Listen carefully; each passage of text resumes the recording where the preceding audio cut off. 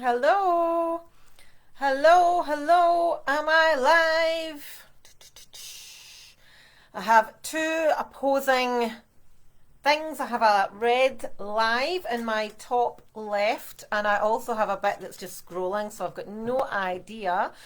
So, my lovely ladies of the Book of Face, somebody, if you are here, could you give me a wee hashtag live if you're here, or a wee hashtag replay if you're not here right now, but then you won't know that because you don't know what time it is. It's 7:40. No, it's not. It's 5:46 of an evening. Let me jump into my trusty phone and see where we're at. Hope you're all well. Apologies for my delay. It is I had a bit of a rant this morning in our client area, so clients who are tuning in, apologies for my rant this morning, but I have been in, my parents live probably about 45 minutes, 50 minutes drive away, and it's my dad's birthday today, so happy birthday, John, who's not in the page. But yeah, so went down after school and then came back up and I've just got here, so I wanted to do this before dinner time. Right, so today we're talking about creating long-term behaviour change. Hugely important, something that is very much overlooked, and I think long-term behaviour change is the absolute key, and it's something that we all want, we all need for the most part, but because it's not the sexy part and because it's not the just give me a plan to follow and I'll follow it approach, it kind of gets overlooked, which is a bit of a shame because it is absolutely the only way for permanent success.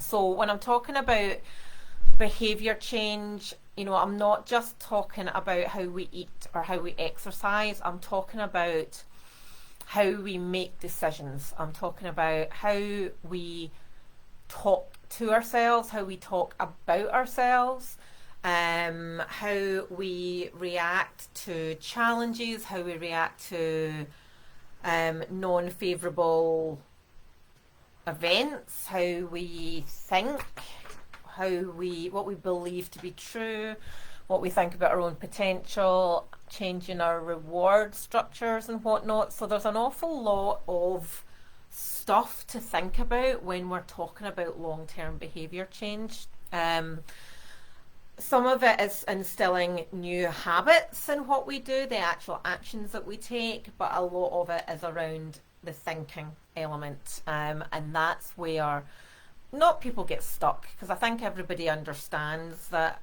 for long-term success our behaviours and our actions do need to change, because I think everybody's got a solid grasp of if we keep doing things the way that we do them, we're always going to get the same outputs as what we get. I can't even remember, I think it was Einstein that said that, wasn't it? So everybody's aware of that, but it's peeling back the layers of the onion of what needs to actually change in terms of what we do. So the reason, everybody has habits and behaviours and beliefs and blockers that are instilled in our psyches. They are deeply embedded, and things like that are the things that hold us back from, freedom, success, optimization, all these kind of things. Everybody has them, and not very many people are aware of what they are. They're not always very clear, and mostly, for the most part, they stem back to our younger years, and they stem back to when we were growing up. And we all have, like everybody in this group, I think, is at the very earliest late 30s right through to, I think we've got a few ladies in their 70s, so we don't get to be in this age that we are now without having baggage, without having history, whether that's good or bad. We've all got a lifetime behind us that is important for us to have, and chances are everything that we've happened is we've learned something from. But where we are in the here and now as a result of that history, but it's a result of all the habits that we have. It's a result of all the decisions that we've made and all the behaviours that we have as well. And I think you maybe don't recognise yourself now versus maybe 20 years ago, 10 years ago, 15 years ago, and everybody changes, and that's part and parcel of life. But it's thinking about, we all have a perception of ourselves versus reality, and sometimes that perception is close to reality, sometimes that perception is way, way, way off. And one of the things that can be quite challenging to understand about ourselves, and I really, really struggled with this for a wee while, is how we do one thing is how we do everything. And nobody thinks they do anything particularly badly. Everybody likes to think that they do well, but we're also at the same time our own worst critic. So if you think about some things just some things that have popped into conversations that I've had this week around that topic of, if, say, you're not productive at work, say you don't put in effort at work, and you know that you're just doing enough, but you're not absolutely crushing your productivity, or you're not managing your team particularly well, that's going to show up in other areas. So there'll be other areas in your life where you're not being as productive as you could be. There'll be other areas in your life that you're just coasting through rather than being the absolute best that you can be. And in the flip side, you'll find somebody who is very maybe results driven in the workplace, or very numbers orientated, or very much task driven. They'll be exactly the same way in the home. They have things that they like to tick off and make sure things are done, and can get quite, not itchy, but kind of like on edge if things aren't done the right way or at the right time. And it can even go as far as, looking at certain things that you do. Like, an example that I was talking to a lady about was, blaming external circumstances for the outcomes that we get. Whereas, we can flip that and say, well, is that not taking ownership of these things? Now, you can't control everything that goes on round about you, but you can ultimately control your reactions to those things. And, taking ownership of things like that is going to show up in different areas as well. And it's really quite, it can be really quite hard to come to terms with that we're not perfect, and nor should we be. Perfection is dull, and perfection is hard work. And we all need to have a little bit of give and take. So I think one of the things to think about at our own is asking ourselves a really, really, really hard question of, am I showing up the best that I can in all areas of my life? And chances are the answer is going to be no. Nobody has shown up the best that they can in all areas of their life, but are you doing the best that you can in all areas of your life? And it's quite a hard question. And then I think when it comes to wellness and health, it's one thing knowing that you're not showing up in the workplace, but it's another thing knowing that you're not showing up for yourself and your family by being the best health that you can possibly be. Because if we don't have our health, we literally have nothing. In fact, that's actually quite a good question for those of you that are here, or in fact, if you're later on, give me in the comments, like, what is more important to you in the here and now? Is it health? Is it fat loss? And either way, the answer is valid, absolutely, because this group is about fat loss. But if we have fat loss forms part of health, it's not just purely how we look in the mirror. This is like, we know carrying excess body fat is detrimental to our health in lots of different ways. But like, put a wee comment in so I can get a feel for where you're all at. But basically, everyone can improve their health in some way. Every single one of us, whether that's eating less processed food, or drinking less alcohol, or moving more, or managing our stress in a different way, getting more sleep, losing weight, and we can try and fix all of these things, like all of those things that I've just mentioned, and I like eating less food, eating less salt, eating less sugar, drinking more water, doing more movement, extra. Everyone can do improvements in those areas really, really well, and it's almost perfection, but it can only be done for a short amount of time. And that short amount of time is only works if everything else in your life is lining up perfectly, i.e., there's no curveballs, work's going well, the sun's shining, all your bills are paid on time. When life is going really well, it's easier to do things to the best of your ability and feel like it's going well. But what about when the shit hits the fan, which it does, and it will? You've got decades left to live. It's not going to be easy for the rest of your days. We have to adapt, and we have to know, being not perfect. We tend to go from two extremes. Is that perfection? Things are going really well. I'm focused. I'm driven. Perfection, perfection, perfection, and then boom, something comes out and slams you against the wall, and then it's nothing. Everything falls to pieces, and that means they're eating healthier, they're eating less processed food, they're drinking less alcohol, and it turns into this all or nothing, self-sabotaging, yo-yo dieting, feast or famine, call it what you will.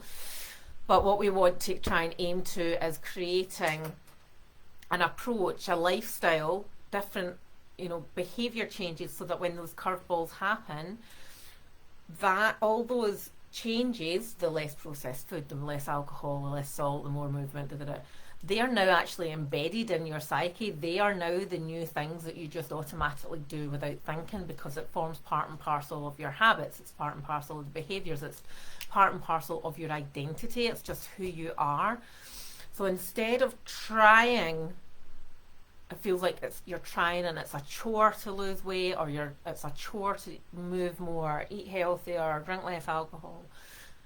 It's that shift from that chore to being just part and parcel of who you are, and part of this identity, this future version of you. And that all loops back again to at the beginning when I was talking about thinking about the thing that how we talk about ourselves, how we talk to ourselves. And when we have that shift from always beating ourselves up because we've done it wrong, or we've failed because the curveball happened and the dog needed to go to the vet and the football game was moved 30 miles away, or whatever the curveball is, or the birthday party and you ate so much cake you feel fit to burst. When that all happens, we blame it on ourselves. You're like, I'm such a failure, I can't commit to this. I tried so hard. Again, I did really well for 2 weeks and then I've blown it in the space of half a day. And that negative cycle, that negative feedback loop just feeds back into the whole, I don't think I can do this, or I can't do it. And ultimately, when we start feeling like we're a failure, we're talking negatively about ourselves. So it all goes round in a loop. So ditch the perfectionism, absolutely, and we're aiming for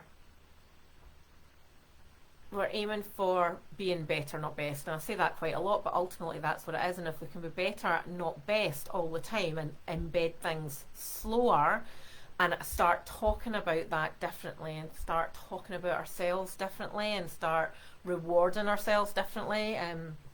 There was a lady today, I was talking to one of our new lovely ladies. Hello, lovely lady, new lady, from earlier. But it's that whole cycle of, I've lost a few pounds now, that's brilliant, I'm going to reward myself with a box of Maltesers. But that also feeds back into things that we learn as a child, or things that we learn as a teenager through our parents, who maybe went to a slimming club, stood on the scales, and then they went straight to the chippy, or they had their cheat meals straight after it. And it's that whole reinforcing that reward. I've done really well, I'm going to reward myself with really bad food. It's not actually changing anything when we peel back the layers of that onion. So, how do we actually do it? Because it can be very overwhelming. I mean, that's a lot of stuff that I have spoken about tonight, about all the things that we need to look at and change. But it doesn't have to be difficult. It can be hard, but it doesn't need to be as hard as what we might always think. So I think one of the major things, and a big learning curve for a lot of people, is taking accountability. You say you want something, you say you want a lifestyle change, you say you want better health, say you want fat loss, but take accountability for that. So do the actions that you need to do to get there. And that doesn't mean that you have to starve yourself and you have to do many hours of exercise every week. It means that, you know, you have to admit that it's not as simple as all or nothing. It's not as simple as a restrictive diet for 3 weeks. It's not as simple as going out for a run once a week. You know, look at all areas of your life. And in fact, look at just some of the things that I've mentioned about how much processed food you eat, how many takeaways, how much alcohol, how much movement do you do, and look at where can I make small achievable changes. And it might only be like, realistically, like 3, maybe 4 small changes a day over a long period of time is going to embed that behaviour. It's going to embed that that habit to make it part and parcel of who you are, rather than it being such an effort. So, you know, things like going super simple: water, drink more water, eat your 5 portions of fruit and veg, eat 2 portions of fruit and veg if you're not eating any. Move more, get 10,000 steps a day, get 15,000 steps a day. You know, challenge yourself to do things a little bit better, a little bit differently. And then the other key thing is start really paying attention to the language that you use when you talk about yourself, or the language that you use when you talk when you see yourself in the mirror, or when you are say you do have a bad day. Like, what are you saying to yourself? And write it down and think, would I say this to my friend? Would I say this to my family? Chances are probably no. You'll always talk to yourself more harshly than you would talk to anyone else. And another one to do is, like, when some people I've spoken to this week actively avoid mirrors. And, you know, I'm not here to tell you to go and stare at yourself in a mirror, but if you do catch sight of yourself in a mirror, what's the facial expression that you have when you see yourself? And, you know, it's all about from the inside out. You know, it's not just what you see in the mirror, it's inside out as well. And plan, you know, everyone will have a trigger. You know, everyone will know when they feel that they've done badly, or they feel that they've fallen off the wagon. Think about what those triggers are and put a rough plan in place on what to do when that trigger happens. You know, it might well be it's a Saturday, or it might well be that it's when you're in Marks and Spencer's and you're standing at the sandwich counter, or whatever it is. And have a plan, know what to do, and then, yeah, so just you'll know what you do in the current situation, just plan to do something differently. And it doesn't need to be wildly different. Just some simple changes can really make a difference. And once you've done it once, once you've made a change once, so even if it's just as simple as committing to yourself that you're going to walk 5,000 steps a day, and for somebody that is desk-based, that can be really difficult some days, you know. So just commit, I'm going to do 5,000 steps every day. And if you can do it once, bang on the money, you can do it twice. I know, and the easiest way, like they say, the easiest way to break a habit is to not do it. And it's the same way, the easiest way to create new changes is to do it once. Then you can do it twice. And then you can do it 3 times. And then by the 4th time, you might not do it. But on day 5, you do it again. Never let 2 days go in a row without doing what you've committed to do. So, my darlings, I'm just checking. I've found where I can get the comments, which is ace. So, do we have any questions on this? Because this is a huge freaking topic, and it's very difficult to try.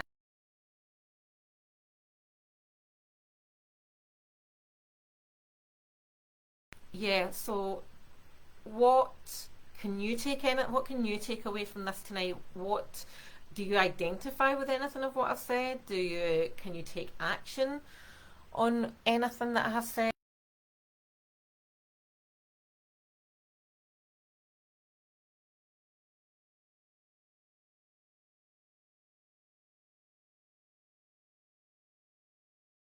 And nobody's talking back. And I bet you that face that I've just pulled is the one that's in the thumbnail, because every single thumbnail when you scroll through all the videos is me looking ridiculous. Absolutely ridiculous. But it's not all about what it looks like on the outside. Okay, so send your comments through. There's Tumbleweed. Come on, ladies. Don't leave me hanging. Interact. That's what this group is all about. So what can you do? What is your key takeaway? And has this helped you, or am I just talking for the sake of talking?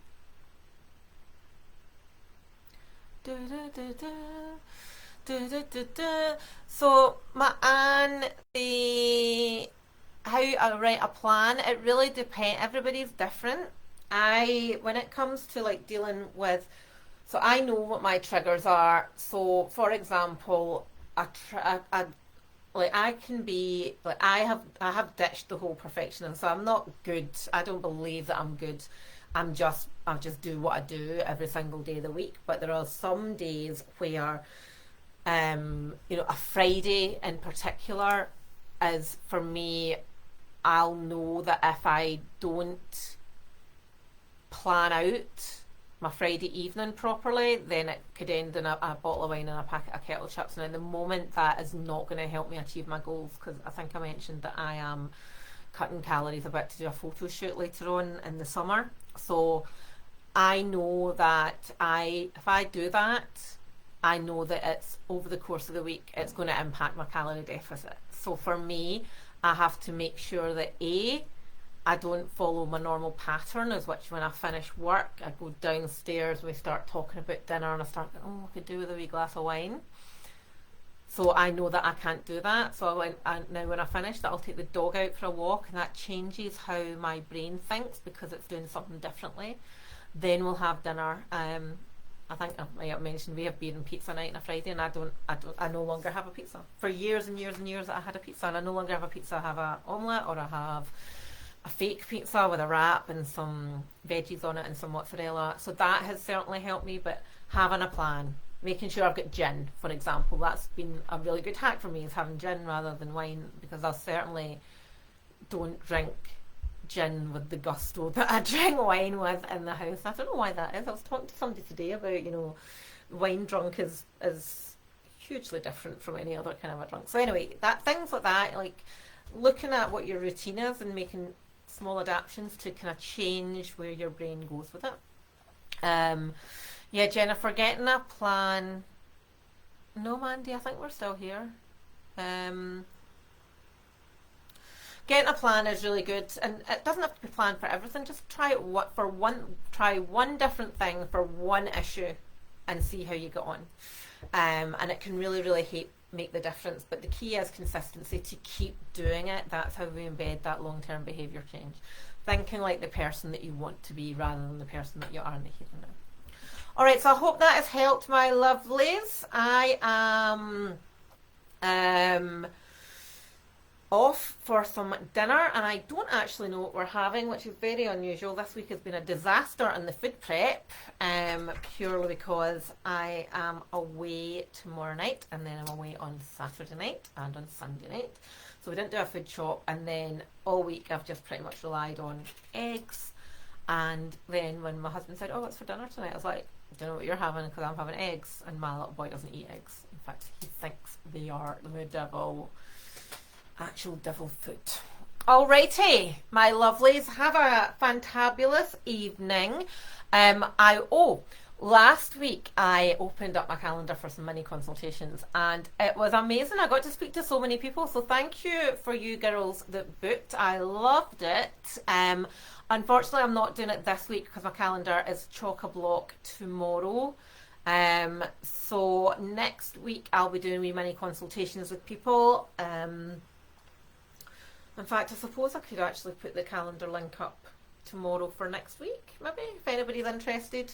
I tell you what, I will put the link up, but it won't be till next week that we'll do it. So if anybody does want a wee 10, 15, 20-minute consultation, then grab it with both hands. If nothing else, you just get to listen to me ramble on. Always fun. Okay, my darlings, have an amazing evening. Speak to you later. Thank you. Bye-bye.